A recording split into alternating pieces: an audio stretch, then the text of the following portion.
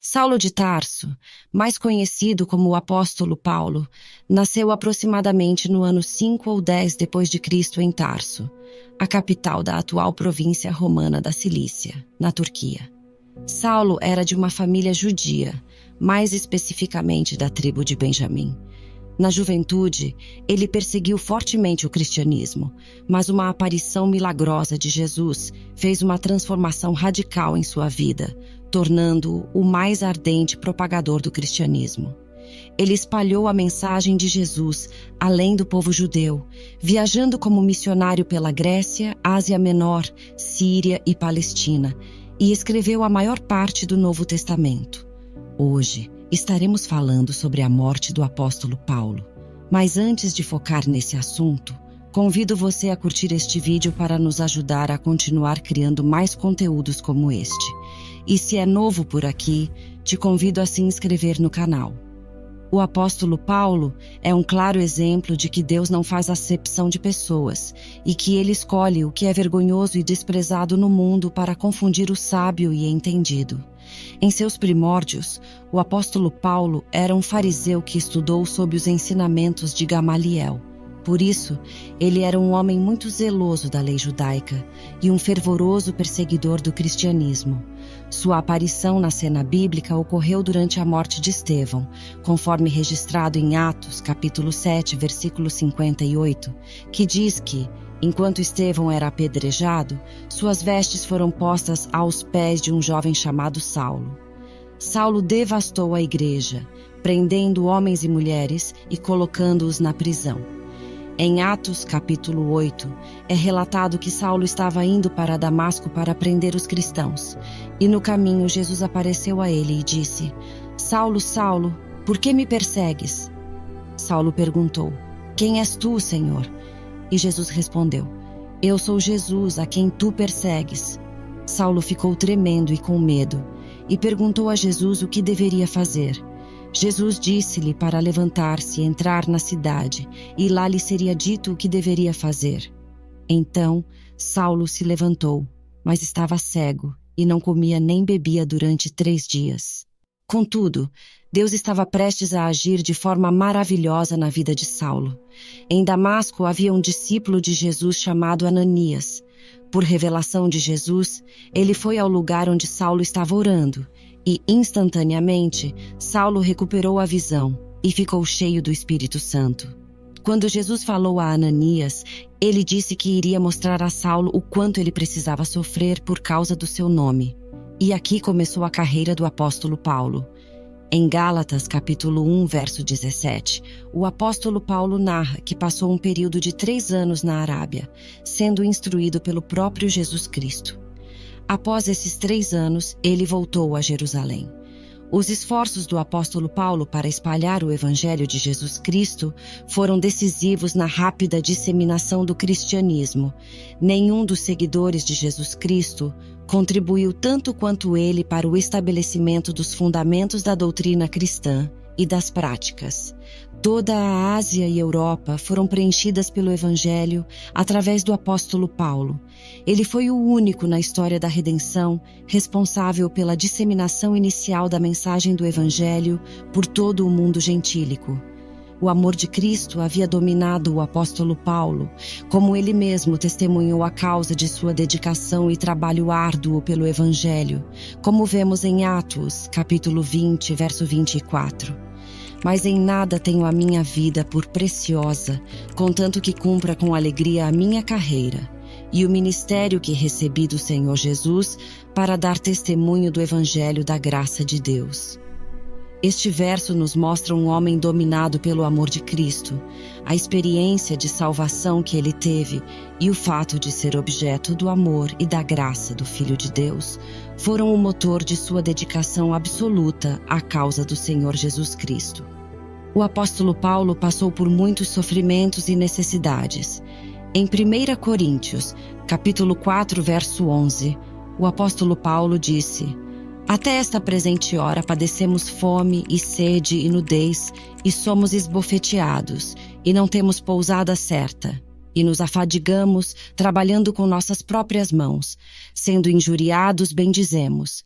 Sendo perseguidos, sofremos. Sendo blasfemados, rogamos. No entanto, as doenças também não foram alheias ao apóstolo Paulo. Em 2 Coríntios, capítulo 12, versos 7 a 9, ele disse: E para que não me exaltasse pela excelência das revelações, foi-me dado um espinho na carne, a saber, um mensageiro de Satanás para me esbofetear, a fim de que não me exalte, acerca do qual 3 vezes orei ao Senhor para que se desviasse de mim. E disse-me: A minha graça te basta, porque o meu poder se aperfeiçoa na fraqueza.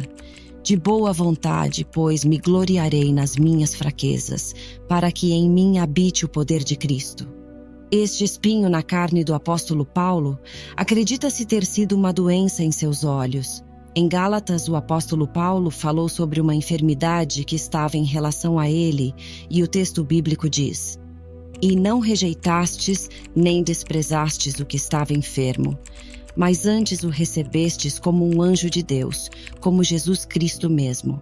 Em relação ao amor que os irmãos na igreja de Galácia tinham pelo apóstolo Paulo, o texto bíblico diz que, se possível, eles teriam arrancado os próprios olhos para dá-los a ele.